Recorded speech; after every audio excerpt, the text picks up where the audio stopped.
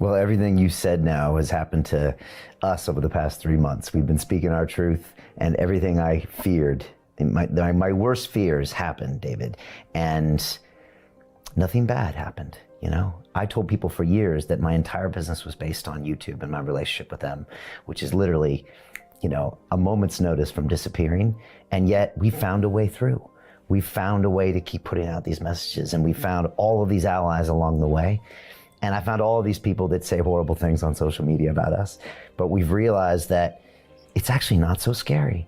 And I feel great about my truth. And it makes me wonder about what are the things that stopped me in the past that I was living in fear of. And there's just no reason to be scared of these things. There's no reason to be scared. The perception of the consequences are what frees people into inaction. When you actually go for it, there's always a way. We are infinite awareness living within an infinite field of all possibility. There's always a way. And in every cloud, there's always a silver lining. You know, right at the start of this chat, I talked about davidicke.com, iconic.com, the BitChute channel, the featured documentary, length documentaries that we're about to launch, and another one we're about to start filming, and the new book, The Answer, in a few weeks. All these outside of the apparent gods of communication, YouTube and Facebook. You know, they've gone. I haven't given it a second thought. Okay, they've gone, fair enough. Facilitators of fascism, no longer dictating my life. Thank you. So how do we react to this? And you do, because possibilities are always there. It's fear that freezes people into inaction. Go for it. Listen, I tell you what happened to me.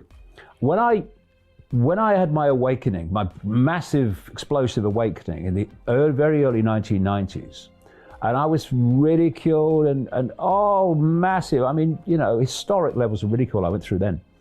But I decided, because I realized that we were consciousness, I thought, what's the worst thing that I can do in the situation I'm in? It's completely knacker, bugger up, whatever. One brief life experience called human. That's the worst that can happen. So I'm going for it. And if you'd have said to someone in 1991, 92, 93, 94, 95, that this guy would be doing what I'm doing now, with enormous numbers of people actually looking at it with interest, they'd have laughed at you. What, Ike? He's finished, man. Done. Boom, boom, boom. Keep going. Keep going, keep going. And if what you're saying has validity, it will be shown to be so. If you speak your truth, and the rest will take care of itself. It really will. The one thing that is for sure is if you don't speak your truth, then the official narrative will go on being unchallenged and will go on in the direction we've been in. Time to speak your truth. What's the worst that can happen? What's the worst that can happen?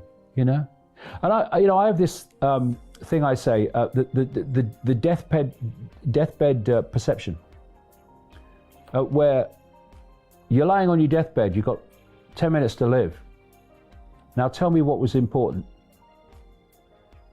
Does it matter that someone put that something horrible about you on Facebook? No. Does it matter that people laughed at you, ridiculed you? Does it matter this, that, yeah? No. None of those things matter at that point. Okay, well, I've got some good news for you. You haven't got 10 minutes to live. I was kidding you. Now get off your arse and live your life as if you've got 10 minutes to live. And see what really matters. And when you do, you find very little does that you think does. You know, all the ridicule and abuse thrown at me, it's had no effect, because it would only have an effect if I decided to allow it, and I don't. You know, so we are in control of our lives if only we realized it. The way we're controlled is to be persuaded we're not.